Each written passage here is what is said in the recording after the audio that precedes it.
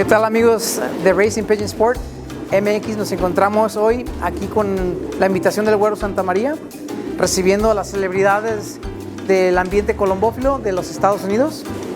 Agradecerle a Fer Trébol también, que nos hizo la cordial invitación. Bienvenidos. Vamos a ver algunos de los tips de los amigos de Estados Unidos. Bienvenidos. Bueno, ¿cómo estás? Buenas noches. Mira, aquí estamos haciendo un video para darle la bienvenida a las personas que vienen de visita y darte las gracias por invitar a todos, invitarnos también a nosotros. Y pues sí, vienen personas que vienen de los Estados Unidos, creo que es por primera vez, ¿no? Que vienen. Algunos ya han venido. Entonces estamos agradecidos y pues estamos ahorita palomeando, ¿o qué es lo que están? ¿Palomeando? Los campeones. ¿Qué líneas estás mostrando ahorita, Güero? Sacamos las palomas ases metropolitanas. Okay. Pues traen un surtido, la mayoría son 71 y 72, pero hay con mezcolanza, uno con un ginoclique, otro con Person, otro con Ari extra. Hay un surtido. Y felicidades porque acaba de ganar en el Club CBC y son una de las personas que todo el mundo le queremos ganar, pero de buen corazón. Bien hecho. No nomás nosotros en el CBC, en todo Guadalajara. Pero bueno, vamos a pasar acá con los caballeros a ver qué están haciendo. Mr. Frank, you probably don't know me, but I know who you are. Mr. McLaughlin, do you mind if I'm doing a small video? Yeah, absolutely. And welcome to Guadalajara. Thank you. So Welcome. this is Mr. Frank McLaughlin. Wes Lamont. Everybody knows Mr. Malboro over here. Paul Daniels. Mike Westphal, his brother. And everybody knows also Jesse John. They made all this happen, and we appreciate it. Thank you for inviting us. And welcome. Hopefully you guys enjoy your weekend. Have a good time, and hopefully you like the birds too. Yes, birds are super. It's going to be fun. A lot of work for Jesse, but I enjoy it, man. We're going to look at some of the birds. I want him to do a little video showing the birds, and then I have a few questions for you guys that came, and actually they're questions from people from the U.S. Oh, super. They found out that we were coming to do a small video, and they said, "Oh, who's going?" We have just a few questions, if you don't mind. No, so when you bend that muscle all the way around, and they'll give that pigeon will go all day long. You take a speed pigeon, I guarantee you take that cocktail right there, do it to him, and he won't go to that forward. This one's a sister of the champions from the Derby del año pasado, the champion Derby. Lo que está explicando es cómo le da la vuelta a la ala, pero depende cuántas alas le doble y le duela, son las como kilómetros que él piensa. What you think? Eso no lo había visto yo nunca tampoco. No. They show so much. Do the 600, 400 again, so they can record what you were talking about. Okay. We don't want to give too many secrets away. It doesn't matter, do it. He doesn't want to keep two secrets away? Now they want to hear it. They start here. It's 100, 200, 300. I done messed with her till now. She's not happy with me. Let's go over here. Because you've probably done that a couple of times Yeah. already. 1, 2, 3, 4, 5. Says she's not like. She's mad at me now. 1, 2, 3, 4, 5, 6. So she'll that wing will bend and stretch that much during flight, and you can get a whole finger in that bone, which she's got flex. She'll go all day. You just gave a big secret. You're on camera. You're gonna come in every single freaking. Then you reach right here, and you lightly squeeze her, and she never moves. Her head never moves. They don't. They don't flinch. And you can take that, do it to your pigeons at home, and you'd be surprised how many that will flinch. You talked a lot about performance last time I was at Flying D. You still believe in performance? You better start there. If you don't start there, you're in trouble. It's got to be built around performance. You never go wrong with performance. Never. You'll be ahead of the game. Never. Quit worrying about paper. Stick with performance. Speaking of performance, you were here not too long ago. We had an auction at Checo, which went very well. Hopefully you had a good time as well. How responsible do you think you guys, as successful fanciers, when you guys send birds to the auctions, do you send from your top breeders? From what kind of breeds do you send? Because the idea is to, you're speaking of performance, the idea is you send a bird somebody purchases a bird, is for them to do better. The races get better. Ask anybody that knows me. Correct. If it don't hurt when you send it, you're not sending the right ones. Meaning, you have to dig deep. You have to send your best. If you don't send your best, you're wasting. If I send you a pigeon or sell a pigeon to you off of an average pigeon, right, and you don't do no good with it, how did that benefit me? It's a quick benefit for a little bit of sale money, but that's not what I'm after. I'm after the phone call the following year. Hey, I just won this with your pigeon. Now you're getting somewhere. It's Correct. all about, you got to send the best. If you don't send the best, you're wasting the guy that's buying his time. But also, if you send your best, that doesn't mean if you send 10, all 10 are going to be great. No. You could get 1 or 2. What is? If you send 10, what do you think is good for you? A good 2 out of 10, 5 out of 10, 1 out of 10? I mean, honestly, if I sent them, if I didn't think they were special, I wouldn't have sent them. Okay. So therefore, I have 8 birds in the sale tomorrow. I feel like all 8 of them I can take home and put them in my breeding loft, and I'm 100% happy with it. If I didn't, I wouldn't have sent them. I'm not sending pigeons just to get rid of pigeons. Okay. Don't cull hard, extremely hard. You're hurting yourself, and you're hurting a new flyer. Or you're hurting the guy that's buying your pigeon. If you don't select hard, ask these guys. The guys that select, you gotta select the cream of the cream to send to a sale. Because if you don't, you're not helping yourself. So you're talking about selection, because I have another question. Speaking of selection, who was it that got his bird stolen? Colabag and Son? John Trujillo? Great connection. And they got back in the game quick. I think it was 2 years, 3 years. Well, how does that? One of them did. The other one, not so much. Más menos. Come see, come sa. Well, the Greek is a great pigeon man. He knows pigeons. Okay. He has great pigeons for one, and he had enough spread around, and he had enough kind of put aside that he got back in the game really fast. Meaning he had enough of his stock, So it was a stock, but it wasn't that he knows how to choose his birds and purchase here, purchase. Yeah, he did get a lot of help from a lot of name brand people. Okay. When that happened, a lot of guys, hey, picked up the phone, called. I was one. I'm sure everybody was. Hey, if you need something, let me know. We'll send you off our best. We'll send you. And so I'm sure he did receive some of them kind of pigeons, but he did have enough pigeons of his genetics kind of still there and set aside that he got back in the game. Now, Colvin-Bag was not as lucky, what I'm saying? He didn't keep John has a lot bigger variety of pigeons, a lot more pigeons. Right. Colvin-Bag only kept a small. He only had like 13, 14 pairs. 29 breeders, yeah. But he speaks a lot about genetics. Do you think that helped him, even though they got stolen, unfortunately, to get back in the game? Oh, without a doubt. Genetics and what the feeling has to go. Yeah, I mean, he was able to, like John the Greek, go out and bring back some of his key pigeons that were with friends or that he sold. someone, birds that he sold. Someone had a good breeding camp with him and some of the youngsters. So it was easy to reassemble what he was doing because the genetics are there. And like Paul said, with performance, if you have performance pigeons, you're not guessing on the genetics. If the bird is like these pigeons we're handling, these performance pigeons, we know they have the heart, the lungs, the muscle, the brains. You're not guessing with performance pigeons. When you're buying paper, you can do a lot of guessing. So try to get close to the performance pigeons, and that's what most of us do. And I don't really care about names and famous. So Frank Hublum, successful, like everyone else here that came from the U.S. What do you do? I mean, if I look at you, I said, I know he's got the best of it. What do? You go to Paul, you go to Europe? Where do you get your birds to keep on where you're at right now? You always want to try to improve, but what you have to recognize, like with him, with his urban cowboy, occasionally you stumble across a pigeon in your own loft, you breed something that's just better. It's brings you to another level. Then you breed from that pigeon its children, you cross some other ones in.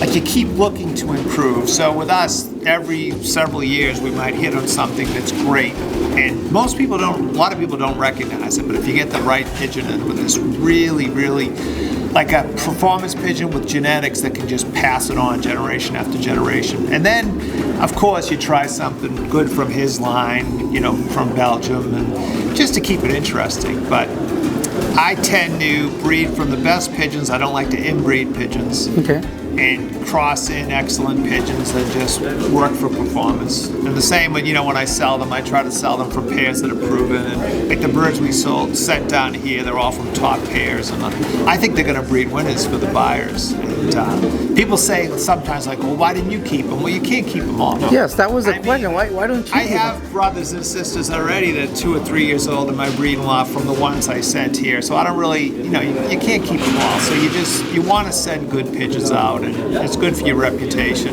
And guys that are here, it's like a musician. Some musicians are really good, and so he has an knack for seeing greatness. And I've always been able to see greatness in a pigeon. And some people, they're in it their whole lives. They will never tell a red checker from a blue bar. Others, the real champs, can just see something a little different. Yeah, stock sense. Like I can just touch a pigeon, I can do this. I don't even have to pick them up, and I'm like, that pigeon's electric just by that many fingers on a pigeon. Not everybody has that. Not everybody has it, no. And it's just something that since I was a little boy, I lived with the pigeons, and it's just been, I just reach in the crate, put my fingers over the back of them, and I'm like, whew. Like any of these birds, I would have had to just do this to them. I wouldn't have had to handle them any more than that, and I'd be like, wow, those pigeons are spectacular. Just from handling thousands and thousands of pigeons over the years. And it's a knack, and then we try and we guess, and there's a little bit of luck. Half the time, most of the time, I've had super breeding pairs, and they pick their own mates. They selected each other, and if you race a baby and it's super, and you breed from the pair, and you're like, and everybody's like, wow, that's a great pair you put together. And they're like, I didn't do it. So nature did it. They picked each other. You say you squeeze it, but you need more than that. You need to see pedigree. What advice do you give, like a lot of people, especially here in Mexico? Yeah. Well, there's so many good local pigeons here. I think that go to a loft that has good, steady performance. And, maybe not the professional. Not everybody has full time with the pigeons. Like maybe a working guy that's still very competitive. And that, boy, if he had maybe more time and more help, he would be at the upper level, but he's good. Yeah, he's got the stock. He just they don't have the time or the money. Doesn't have the facilities to do it like the real superstars do. Like when I travel to Belgium, I love visiting the big famous names. It's fun, but their neighbors' pigeons are just as good. They have no website, they're not commercial, and the famous Belgium is swapping with his neighbor that nobody's ever heard of. That's right. Yes, that's where he's getting his pigeons. The best of the best over there trade with each other. Yes, they don't sell. They don't ever buy them. Yeah, we noticed that last time we were with Jelly Rosia from, it was a national race, 500 kilometers, and he says, you guys want to see the champion? Let's go, it's my neighbor. And then we all drove over there. We got to handle the bird before, I'm not sure what the gentleman's name was from Pipa. They came and took the picture. I was like, wow. So, I mean, that's and it wasn't a big name. No. It wasn't Rosia, it wasn't David Tornel, it wasn't Bart. It usually is. I mean, guys like myself, like me and Mike Westfall, do a lot of co-breeding. His best to my best, which just takes you another notch up on the ladder. That's just, why is it always got to have to be this involved? That's what friends are for. Find a friend in your club or find somebody in your club. Do some co-breed, cross with each other. There's a lot of, people talk about a lot of secrets, and you're talking about co-breeding, moving up the ladder, which is interesting, and that's what we'd like to hear. You guys are bringing birds here. We want to, move up to that ladder too. I think one of my biggest pet peeves and keys when purchasing a pigeon, I don't like to get a pigeon. I don't like to see a pedigree or get a pedigree and there's 3 generations back before you see a pigeon's even flown or a winner. I want to buy pigeons that are out of the winners, or saying that there's all kind of winners up front. Like he was saying, I don't want them back here. I want them up front. When you got 3 generations that's never been let out of the loft. I don't give a crap about the pedigree. That's good enough to wipe your ass with. I want to see pigeons that's performance. They're going through performance. Show me the birds that's doing it. I had an old man tell me when I was just a kid, when I was flying rollers. He said, listen, I'm going to give you the biggest secret I could ever give you. Stick with performance. You never go wrong. Don't chase paper. Stick with performance. He said, overall, you're going to be successful if you stay with performance. The best of the best. Don't run away, Wes. Wes. What I run away. found too with when breeding pigeons and going to Belgium many times over the years, you want to pack is, for me, the perfect pigeon is I want to pack as many unrelated champions in the pedigree as possible. Unrelated? Unrelated champions. I want grandfather's a champion, but the grandmother's also a champion, but she's not related. Both sides, pack unrelated champions into the pedigree. I'll take those pigeons every time. Piles of unrelated champions. When everybody gets too crazy in this inbreeding, this line breeding, and I'll admit, and I say it in my seminars, I inbreed for sale. I don't inbreed for myself.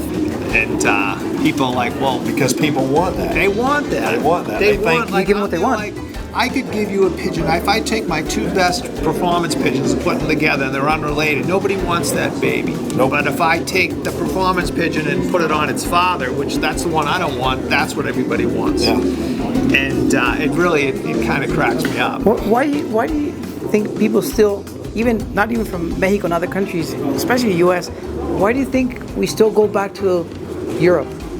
He went back to Europe and got some birds, right? They have great I heard. I'm not sure. They have great He got pigeons. birds. There's no doubt they have just as good or better than we have. But sometimes you go out there to get something fresh, just to try to give yourself another step on the ladder, just something fresh. As the old saying is, a little new blue blood instead of the old red blood. Just something to freshen up the pie. Listen, he's as good as there is here, okay? But you see what he does, they're 50-50s. Why did he do that? Because it took you from another level. He's proven it. You know what I'm saying? There's only so far you can go in your family before you need a fresh. Need to try something. You need a fresh. You know what I'm saying? I got this. My urban cowboy line is everywhere. All in my family of pigeons. It's everywhere. Well, but I still go outside and get stuff.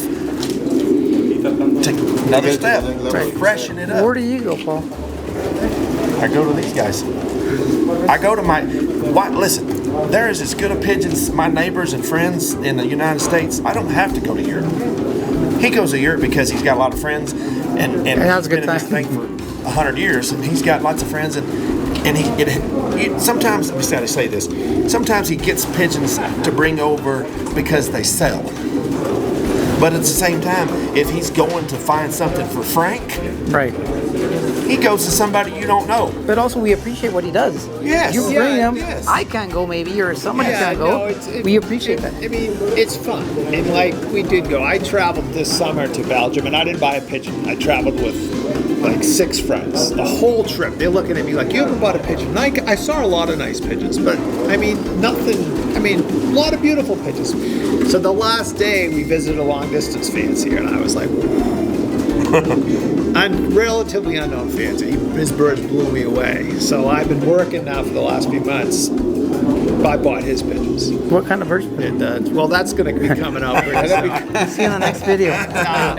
So I spent a week in Belgium, didn't buy a pigeon, and all my buddies, it was their first Going time. crazy. It's like they're in a bunch of candy stores, and I'm there like, don't worry, they'd see a pigeon that was either too expensive and it wasn't available. I said, don't worry, there's a lot of candy stores in Belgium. The next loft, you'd see super pigeons, and then the next loft, you'd see super pigeons. No matter where you go, there's super pigeons. And if you come to America, there's super pigeons. These are the first pigeons I handled in Mexico. Now I know there's super pigeons in Mexico. Well, there's all the pigeons from the U.S., from Europe, that we have here.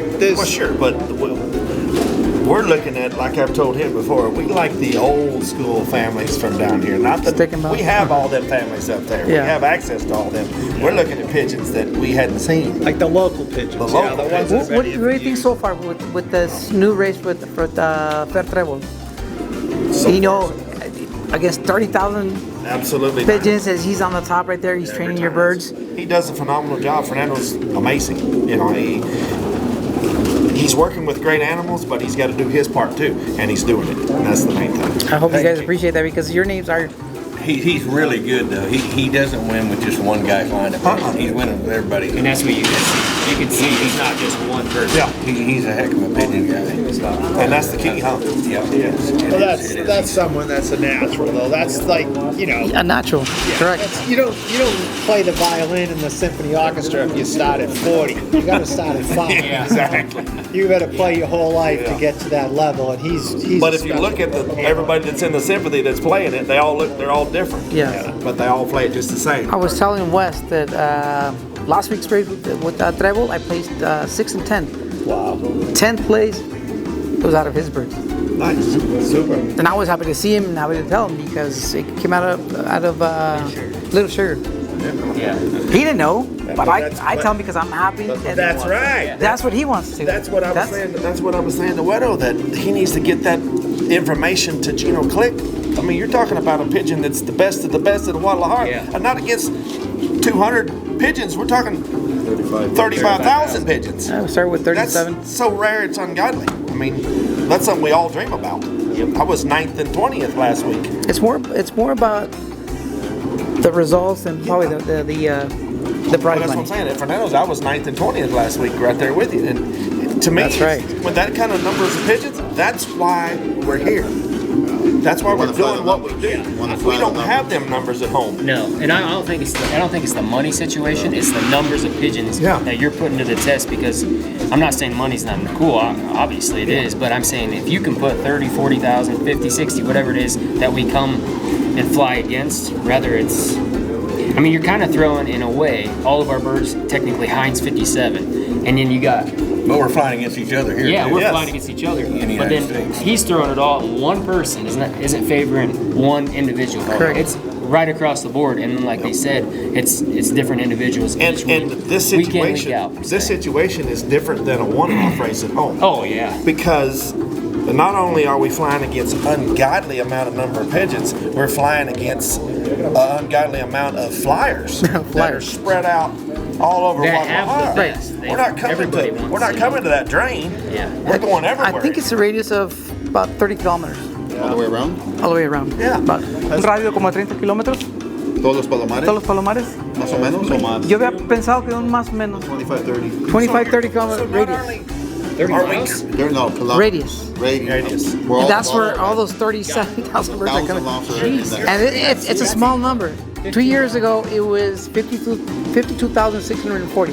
Yeah. I filmed that you're release. creating we're creating a pigeon that we can't create at home. He can orient. Yeah. You know what I'm saying? We're creating at one-off racing is awesome. It's fun. It's great. But one-off pigeons, and I'll have a little fun with this. I'll show you. Every year after my race is over, I get to keep all the leftover birds nobody wants to take home, and so I race them in old birds, which is fun. Just something to do. Off season, I race them. So let me explain this. Them pigeons for the first 3 to 4 weeks are horrible. You know why? They don't know how to break. They don't know how to go home away from his pigeons, his pigeons, his pigeons. They follow bad for the first 3 or 4 weeks, and then they realize this is bullshit. I'm tired of flying an extra 100 miles to get home. Yeah. Then they say, all right, home's that way. I'll see you boys next week. And then then for the last 5-6 weeks, it's fun. But for the first 3 or 4 weeks, it's a pain. I watch, if they're supposed to come from here, I'm like, where's the birds? They're not coming from where they're supposed to come because they're a one-off pigeon that's been just trained One way. one way. They're one-way streets. All they are. So you pulled them off of one loft to club fly. To Now club they're fly. going different. Now they're going everywhere against the club. So what I'm saying is, you guys are creating a pigeon found here for us that works. We have 3 different courses. Yes. And this one is the toughest one. But it worked. But we're Son tres getting to see our pigeons that are designed for one-off racing Come breaking up with that. come down here and fly against the club with monster Is it the numbers. first time you send birds to fly here in Guadalajara? Second? Second. Did the first and this second time did you send the best of your loft? Or? Well, let me explain that. Caught him. Okay. This is new. How are they going to take care of my birds? Ask I'll be any one honest. of these guys. They'll You got to tell be. This is new to us, so we're still learning the course. We'll start learning what works here. Okay. So it'd be like no different than you guys sending birds to my race Not knowing what kind and of not know what to do and competing against guys like this, and this in my race. Yeah, tough. You're going to get your ass handed to you. Yes. Just like we're going to get our ass handed to us. Last year I got my ass handed to me. I'll say it, I don't give a care. Got my ass handed to me. So I went home and thought, wait a minute, let's go back to the drawing board. Okay. Let's change up the program. Let's send a different style of pigeon down here. I did, and it's working. So that's what I'm talking about. It takes a different horse for a different course. So we're still learning y'all's course to send the right horse. the right horse? See what I'm saying? It's a challenge. Like the South African blood does well here. Yes. The Set Spun Silver, it's dominated for me in the last 3 years here with the Sanjay line cross. It's been the best by far. Every year it seemed to work. But, you know, there's other ones that do. Wolverine pigeons do good. Wolverines do good too. They do. Wolverine? Yeah. and the We've Vanna done Bailey. very good with Wolverine. And the Baileys. I sent some Van Loons down here, my old school Van Loons, the old stuff, that still had some 1,200 yard a minute in them. You know what I'm saying? But still get 15, 16, 1,700 if they needed to. What are you hoping for the race on Sunday? It's 500? To be out front by myself. Sideways. I'm sorry. Sorry. You had the chance on that race, and you took third place. You just don't. So let me ask you this. Good working race. I'm gonna help you out here. So what did you send down here? Being your that's first year. Thank you, Paul. I'm actually, you probably won't like the answer because we don't breed so early. So we needed the birds early. So my brother actually banded the first 10 babies that were ready to come here. So out of our breeding birds, whatever was ready, he put the bands on the first ones that were ready so we could send them So next year. So it was a mix. Frank's in Florida now. Okay. Dan's still in Massachusetts. Okay. So he's still in cold country. So it's cold as hell when he needed. So my loft wasn't built yet. They needed pigeons they needed pigeons for this race. And I just said, I gotta get these birds early. So I said, they're the first youngsters that available to be in. So that's what we said. The first ones. What are you hoping for? Hopefully to do well. Better than Paul's birds? Hey, we're all friends. They're all friends, but you want to beat each other. You want to beat everyone, don't you, Paul? We all want to win, but what Danny said, and going back to just banning the 10 babies, if those birds are in your stock loft, you better think they're good enough to ship anywhere in the world. Yes. Like everyone I'm breeding from, I think could breed the Hoosier winner, it could breed the winner down here, could breed the winner of his race. Like I'm not going to breed from them if I didn't feel that they're good enough to breed something really special. So that's so that's why. Did you even ask how the course was, or how it works, or the speeds? I'm pretty sure. We all look. Ask anybody. I don't know what flies good down here. That's what everybody says. Like Paul Daniels here. I say, hey, what flies good out in California, right? Oh, fuck, shit, I don't know, bud. That's what he says. He knows. He knows. We're all in this to compete against one another, but we still are obviously all friends. But I think next year, because we're here, we're going to say, you know what? I know they changed the course around, which I didn't even realize till today. Next year's a lot faster. So then we'll if it's going to be a lot faster, maybe we'll take into account to set a little quicker pigeons. But even thinking that, it's not like the series is easy though. They're racing week after week after week. They still got to have stability and longevity, and they still got to be able to handle the pounding, the grind of just going. The training though, they train every. You see how they train. Where do you think the one loft races are going to? Are they staying in the same distance, or are they moving forward? Or I honestly hope they go to the 400. More so 400 miles. They're slowing them down the races. They're trying to, yeah. And that's been helping. Switching courses. But A lot of the Texas courses have slowed down. It seems like. But they're not going to increase the distances, though. I mean, most of the one loft fanciers that enter the races, they're looking at 300, 350 at the most. They're afraid that my pigeons, I know they can go 7 hours, but then they worry after that. Can they go 9? Yeah. So there's a big difference between 7 and 9, 7 and 10. Yeah, it's like a whole other pigeon. There's very few people how many in the United States that do what I do? The 200. I don't know if there's any. I don't think there's any other. I jump them from 2 to 4. That's the jump. you only get 3.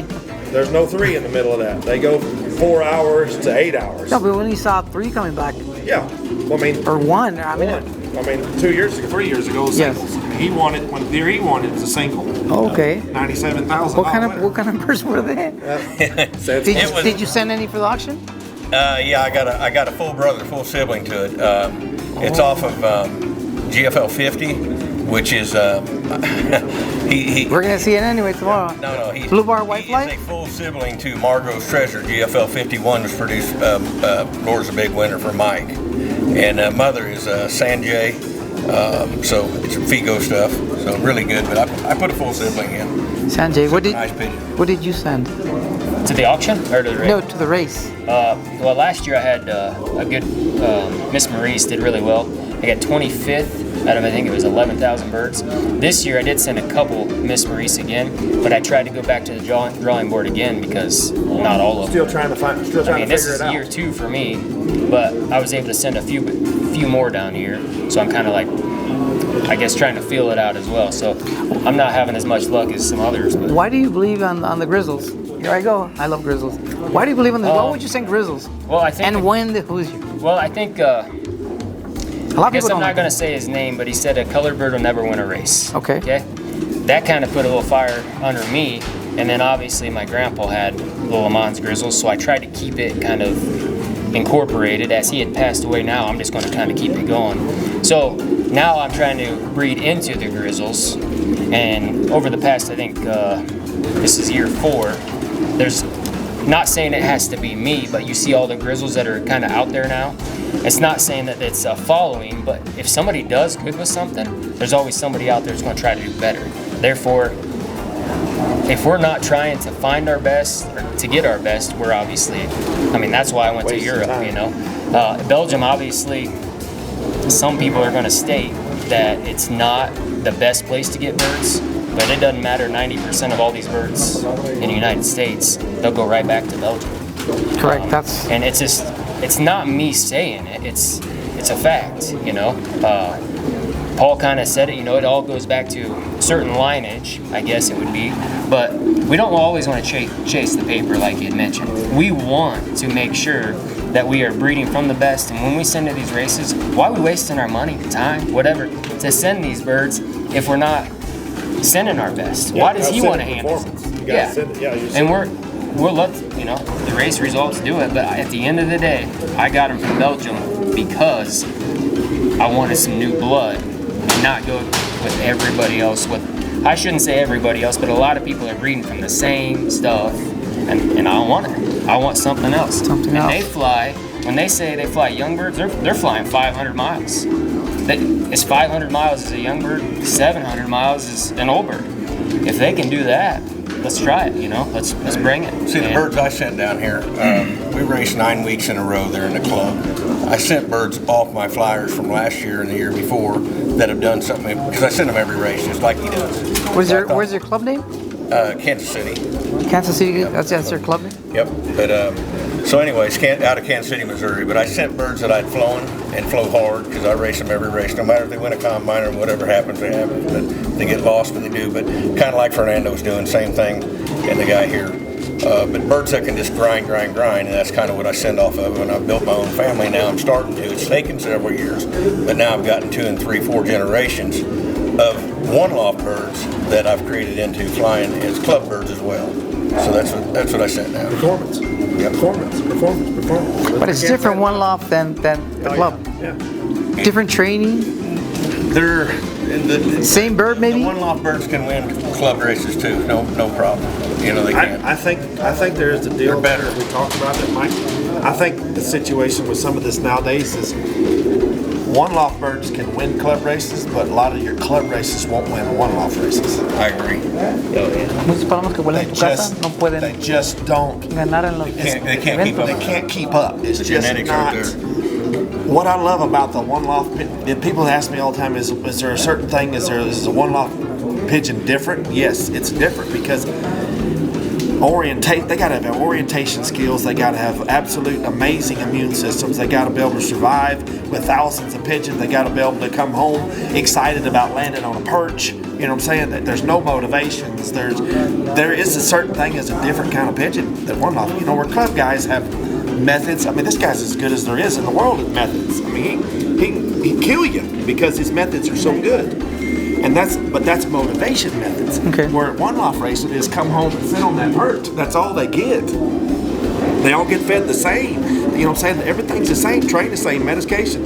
Everything's done the same. They just got to want to be out front. They got to be up front. They got to do it. And that's the difference. But that's why I'm saying one-off pigeons will win club races. But club birds that are just straight up old school club pigeons, they won't win one-off races. I flew probably 7, 8 generations of club birds. And I went to try the one-off birds to see what would happen against my own club birds. And my best I had. And I guarantee you they sped them up probably 10 minutes on a race. So I got to noticing that.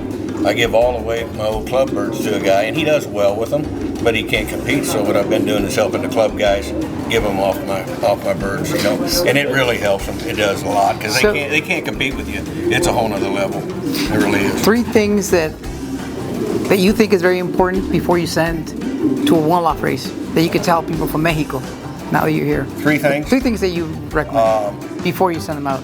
First thing, parents, have to be extremely healthy when you start breeding them. Okay. Number 2, if that baby don't handle like a winner, combine winner, one-off winner out of the nest, I won't send him to a one-off race. Some people disagree with that, but he better have strong back, tight fence, short elbow, whatever you like. He better have all that put together, because you handle all these winners here today, they all handle the same. There's not one of them any different. They're perfect. So that's the second thing. And then the third thing would be you just, I would say, hope for the best. Hope for the best? That's what you do. But, it's fun to be competitive, fly in the races, and compete against all these guys. 3 things, Frank, that you would recommend for us? Similar. I want to wean the babies, and the biggest thing I look for one-off racing is I want a very super feathered, very corky type pigeon, because most of the one-offs, not Paul's one-off, but most of the one-offs, they're overfed and they're undertrained. So if you're sending a pigeon that's already heavy as a baby, it's not going to have a chance to one-off. It has to be a very light, corky, nice baby, super feathered baby, because those are the ones when they're overfed and undertrained are going to perform.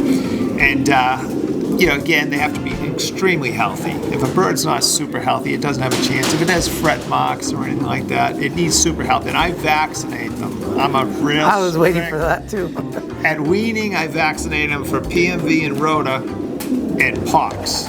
And a lot of people say, why do you vaccinate for pox? It's going to spread through everybody else's birds. Well, when somebody else is vaccinating for pox, and it would have spread through my birds, so I'm making sure my birds aren't going to have pox for the race. So they get the PMV rota and the pox, and then I wait until they're about 6 weeks old to send them. Let them grow up a little bit. Let their maturity kick in. Let the vaccines kick in.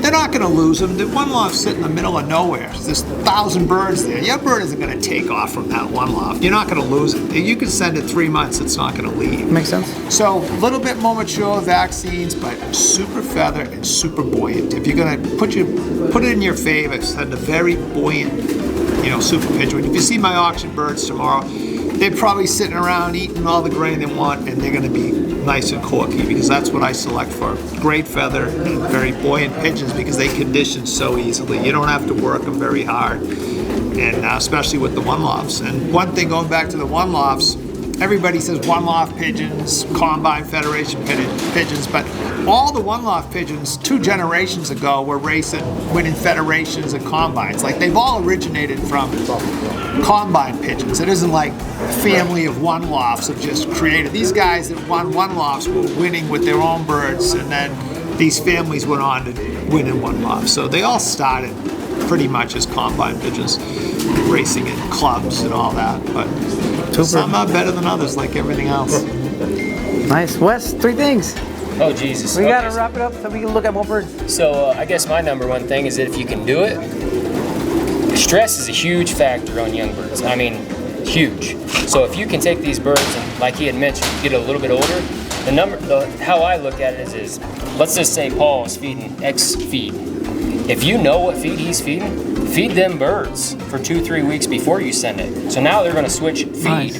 and they're going to be stressed again. Second off, put them in a pen with some older birds, not just leave the squeakers, 35, 40 days old. Put them with some older ones. They got to fight for the feed a little bit. That's what they're going to do whenever they go to one loss. So I mean, you gotta make sure that they're ready. And then, like he had mentioned, if they don't handle, that's it. That's it. Don't do it. I mean, you're paying to play. Why would you send something that's a common pigeon?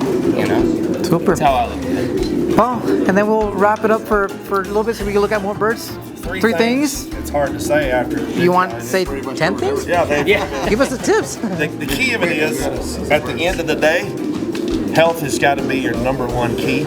You've got to have them. The parents have got to be healthy. If the parents are not healthy, they're not going to raise healthy babies. And you can't expect a half-healthy baby to go compete against these guys because they're coming at you, like they said, with everything they got. Yeah, and I don't never send them in. I don't ever send the pigeon out of my loft until he's dropped to first flight. Why? Because when he's dropped to flight, his immune system has kicked in. Okay? So therefore, when his immune system's kicked in, he's going to withstand all these guys, this different bacteria that are all coming together. Okay? So that's going to help you there. Number two, it's all about performance for me. I try to send off performance pigeons that's done it either on that course or some similar courses. You know what I'm saying? Like certain birds go to California, certain birds go to the Hoosiers, certain birds go to different places. Yeah. Horse for the course. And at the end of the day, you just got to hope for the best. See what happens. Well, good luck for all of you, all of us, for on Sunday. Appreciate it. We're going to continue to look at birds here with Güero. Okay. Awesome. Okay. Appreciate you, gentlemen. Hey, thank you.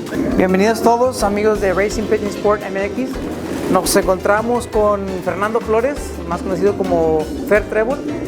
Nos hizo la cordial invitación para platicar sobre su palomar, su primer evento de Futurity, pero nada más y nada menos haciendo historia, trayendo gente de los Estados Unidos aquí a competir con nosotros para que vean también la calidad de palomas que tenemos. Fer, platícanos, ¿de dónde nació la idea esta de hacer un evento, primeramente? La idea nació de hace como 3 años que empecé a recibir palomas de Estados Unidos. Sí. En principal de Ramiro, por ejemplo. Saludos a Ramiro. Ramiro Azte Club, que me mandó 2, 3, 4, 5, 6. De ahí después Jesse me dijo que si podía mandar algunas palomas y me mandó de él, mandó de algunos amigos de él y mandaron poquitas, 10, 20, 30, 40 palomas y así fueron 2, 3 veces. Sí. Y después la gente, después de él me dijo que si podían mandar más. Le dije, ¿qué tantas más? Me dijo, como 100, 150. Dije, ay, pues son las que le caben a mi palomar. Y de ahí fue subiendo. Y después la gente me preguntaba, oye, ¿te puedo mandar? Y digo, no, es que nada más me mandan amigos de Estados Unidos porque no pueden volar. Sí.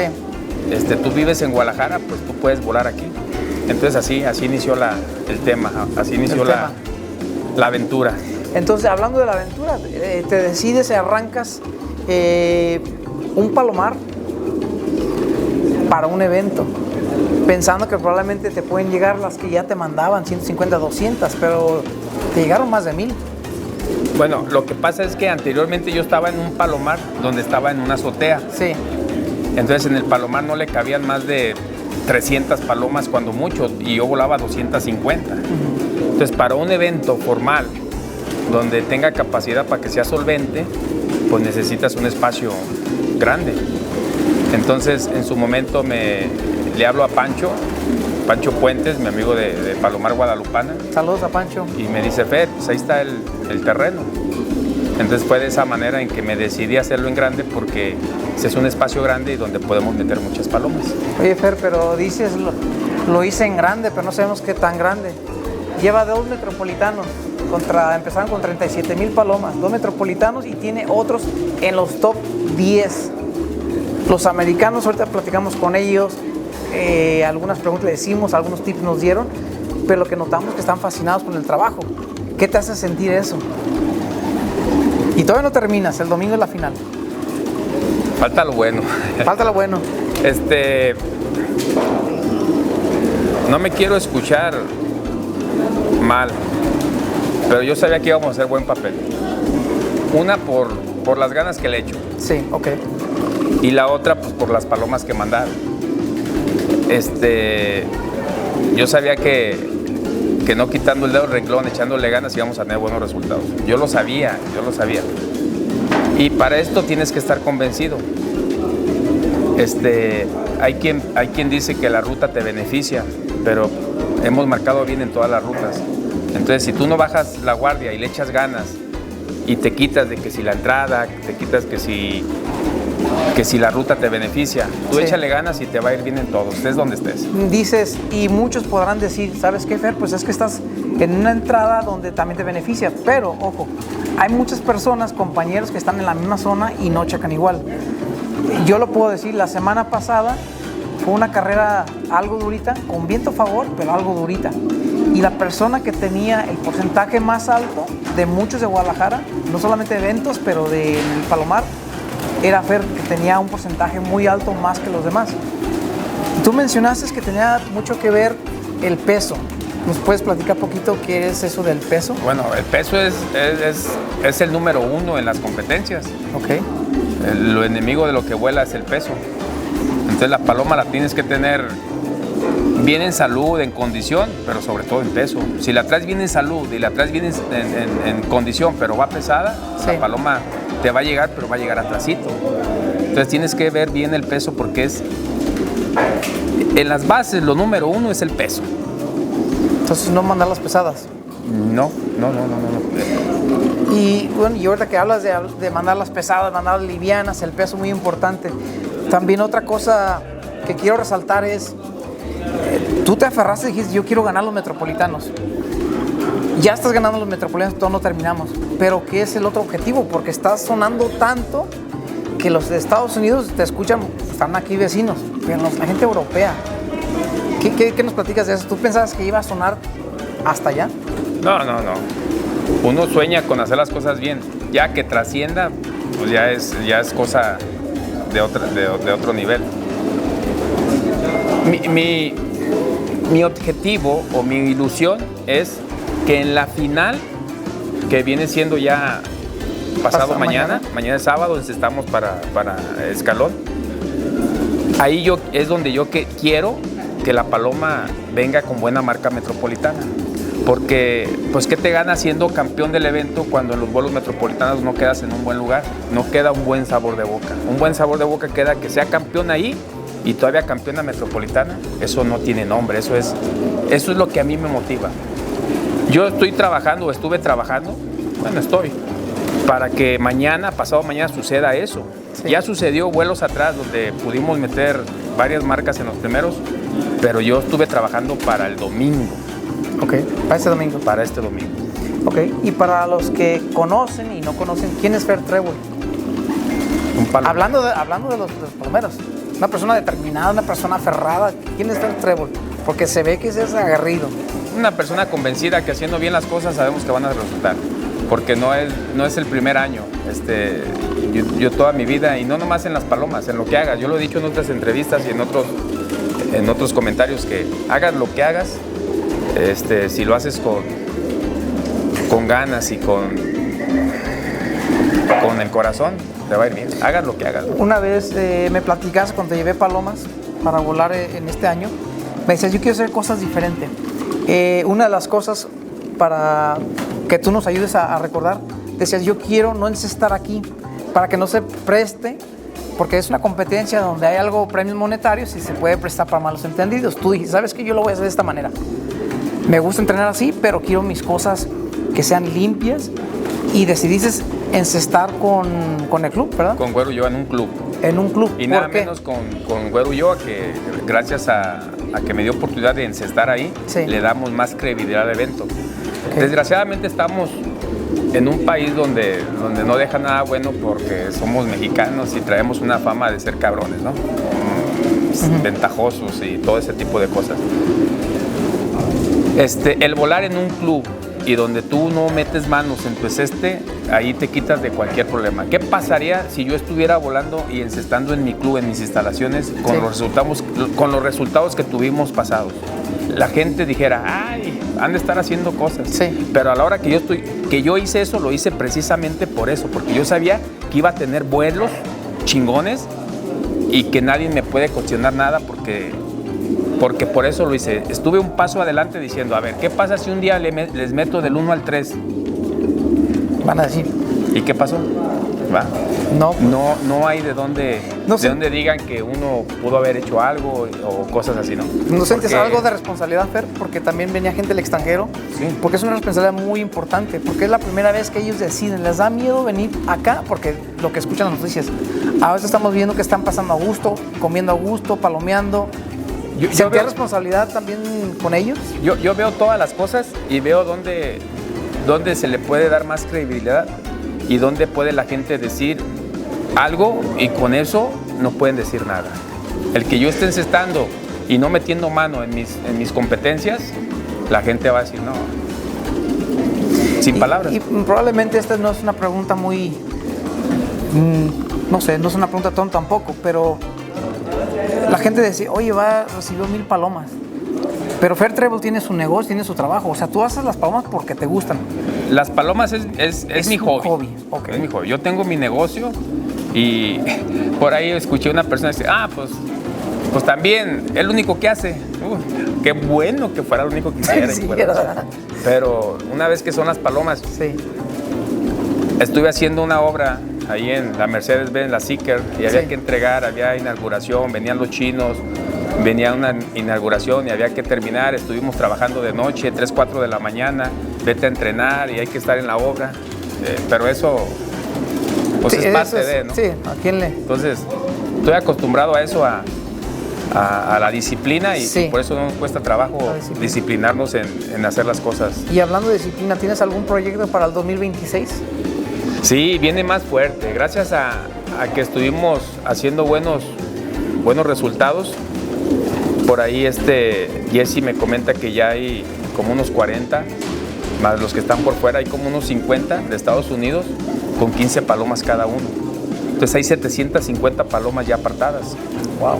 Y más los que me han estado marcando aquí, entonces tenemos como otras 750 para los de aquí, para tratar de volar 1500. Sí. Para que se junten como unos 5.250.000 puntos. Sí. Para que el primer lugar el siguiente año se lleve 2 millones de puntos. Hablando de puntos, Fer, para mí es importante, ahora que estamos haciendo lo del video, platicar. Una vez platicamos tú y yo y tú decías, ¿sabes qué? Yo quiero que alguien, cuando gane, dar los primeros 5 lugares. Que no se lleven un chicle y un cacahuate, que ganen y estén conformes. ¿Por qué lo decidiste así? Porque hay muchas partes donde te dan una coca y un gansito, ¿no? Y a esto se le invierte mucho. Se le invierte mucho y pues para hacer... Yo quería hacer algo diferente. Por eso los premios los estuve dando secos. Si te fijas, había el gavilanazo, el pool y todas esas cosas eran secos, ¿no?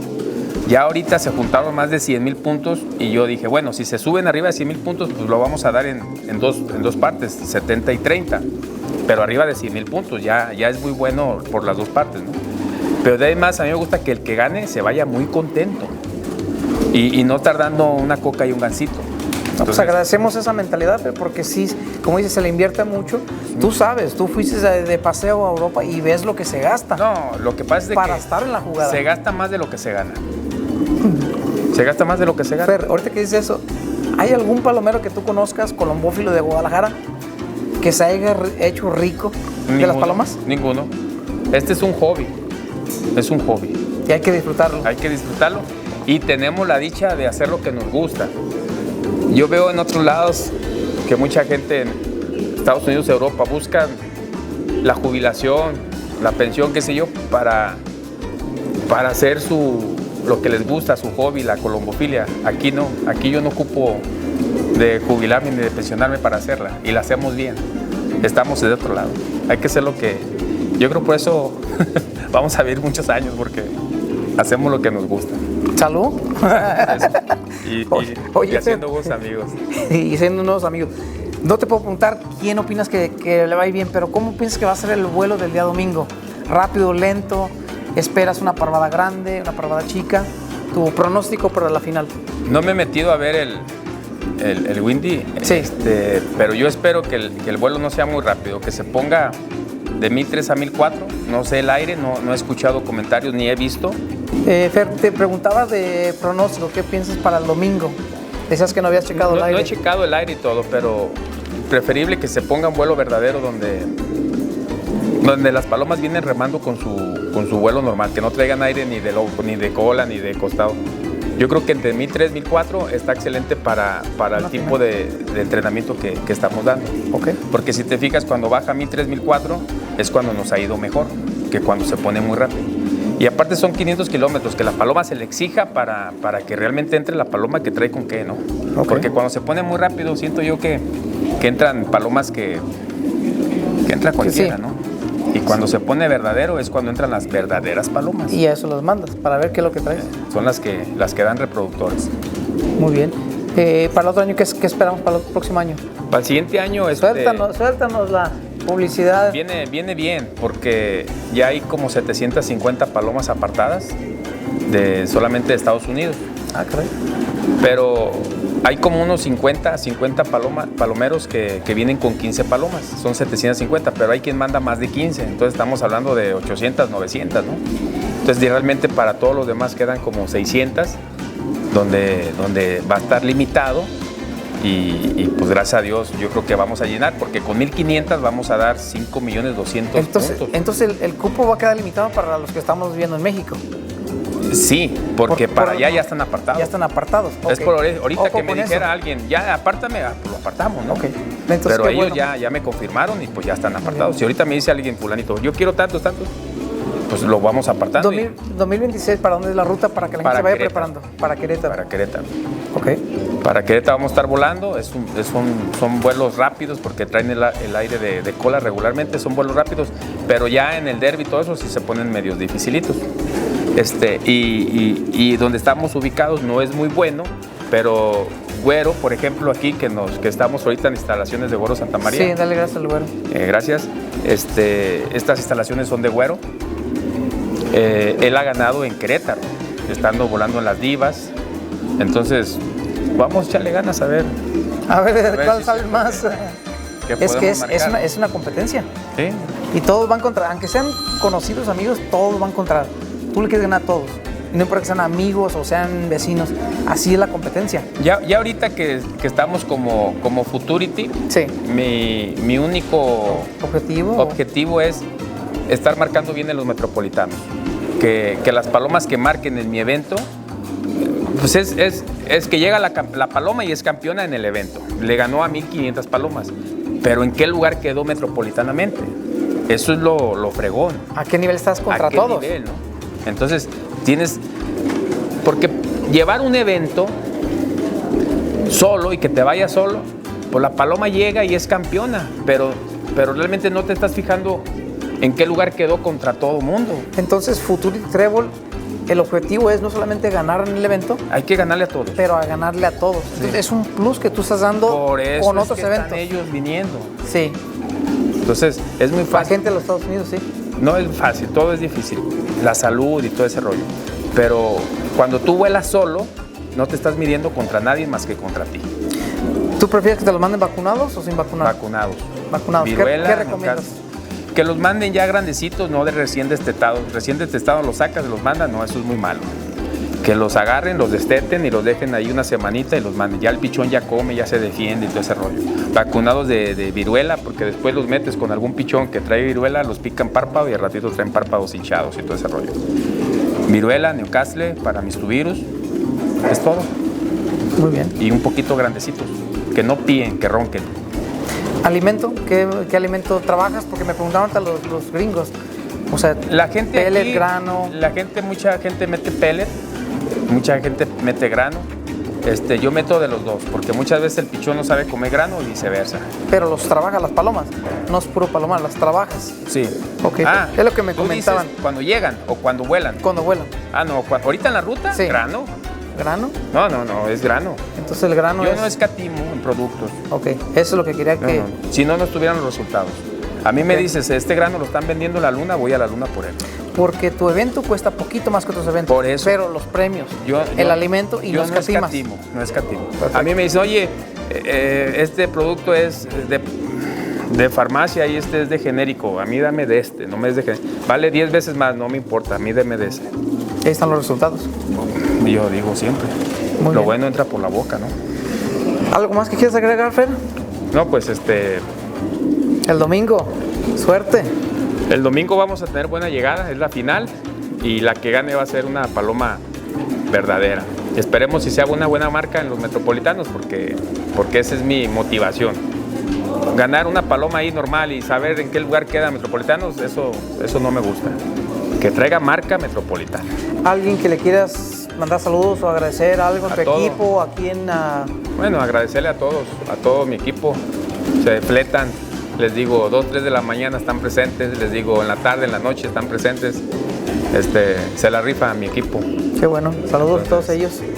Pues gracias a todos los que participan. Mañana tenemos la subasta. No sé el video cuándo sale, pero yo creo que cuando tú lo autorizas es el día que sale. Mañana a las 8 de la mañana no va a salir para la subasta. Pero vamos a tener una subasta mañana 8 de noviembre, donde vienen todos los subastadores personalmente a subastar sus palomas. Fue lo que le dije a Jessy, si van a mandar palomas a subastar, que estén presentes. Eso es bonito, porque mandar palomas a que subasten, pues se me hace como que no. Saludos también y gracias a Jessy y a John, que los hizo la cordial invitación y recibirlos aquí, acogerlos para que vean lo que es México, lo que es Guadalajara, y muchas veces no es lo que vemos en las noticias. Que ellos de primera mano vean cómo son las palomas, cómo es el ambiente con nosotros y cómo es el entrenamiento y la cantidad de palomas. Es lo importante y espero que se lleve un buen sabor de boca. De hecho, Jesse es parte del equipo, por él es de que los gringos se están dando cuenta, por él es la subasta.